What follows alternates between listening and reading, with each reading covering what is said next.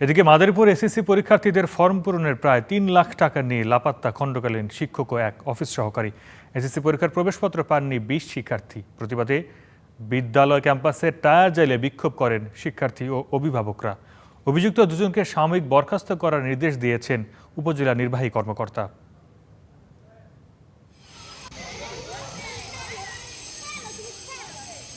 মাদারীপুর সদর উপজেলার মোস্তফাপুর বহুমুখী উচ্চ বিদ্যালয়ের মূল্যায়ন পরীক্ষায় ২ বিষয়ে অকৃতকার্য হন ২০ শিক্ষার্থী। তাদের এসএসসি পরীক্ষায় অংশগ্রহণের আশ্বাস দিয়ে বিদ্যালয়ের খণ্ডকালীন সহকারী শিক্ষক সোহেল মোড়ল ও অফিস সহায়ক নূর আলম লিটন জনপ্রতি ১৫,০০০ টাকা নেন বলে অভিযোগ ওঠে।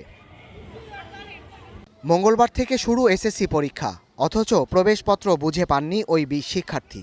বিষয়টি জানতে পেরে বিদ্যালয় মাঠে জড়ো হন শিক্ষার্থী ও অভিভাবকরা। অভিযুক্তদের বিচার দাবিতে বিদ্যালয় মাঠে টায়ার জ্বালিয়ে বিক্ষোভ করেন তারা। আমাকে ১৫,০০০ করে টাকা নিছে। তখন আমরা বলছি, স্যার তাহলে আমরা ভালোমতো পড়াশোনা করি। বলছে হ্যাঁ তোরা ভালোমতো পড়াশোনা কর, আমি আসি, এডমিট নিয়ে কোনো সমস্যা নেই।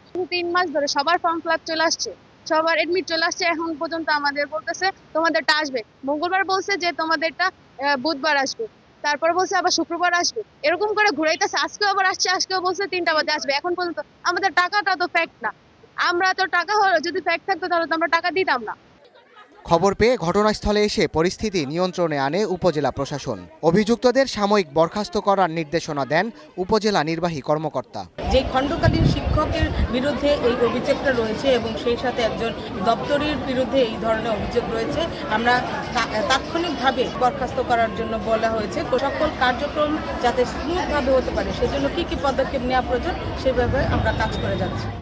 ২ বছর আগে খণ্ডকালীন শিক্ষক হিসেবে বিদ্যালয়ে যোগ দেন সোহেল মোড়ল, আর অফিস সহায়ক হিসেবে দীর্ঘদিন ধরে আছেন Noor Alam Liton. Desk report, star news.